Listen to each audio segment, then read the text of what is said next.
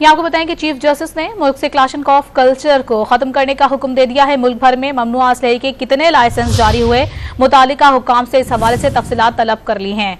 मजीद तफसीलात हासिल करेंगे। डॉन न्यूज के नुमाइंदे हसीब भट्टी हमारे साथ मौजूद हैं। हसीब, बताएं कि इससे मुतालिक क्या तफसीलात है मजीद? देखिए, एक जमानत का केस था जिसके अंदर चीफ जस्टिस पाकिस्तान ने ये ऑब्जर्वेशन दी थी और उसके ऊपर मुल्क के अंदर से जो क्लाशनकॉफ कल्चर है उसे खत्म करने के हवाले से बहुत बड़ा इक़दाम उठाया है और इस हवाले से नोटिस जारी किया है अटॉर्नी जनरल फॉर पाकिस्तान और एडवोकेट जनरल जो है चारों सूबाई उनको नोटिस जारी कर दिया और ये मांगा गया है तफसीलात के कितनी मुल्क भर में ममनुआ असले के कितने लाइसेंस जारी हुए हैं, मुतलका हुकाम ये तमाम तफसीलात अदालत में पेश करें।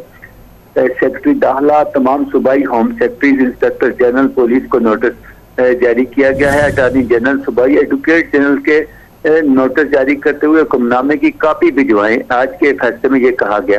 चीफ जस्टिस पाकिस्तान का कहना था कि जिसके घर में असला चोरी हुआ पुलिस ने इसके लाइसेंस तक नहीं पूछा, मालिक खुद इकरार जुर्म कर रहा है।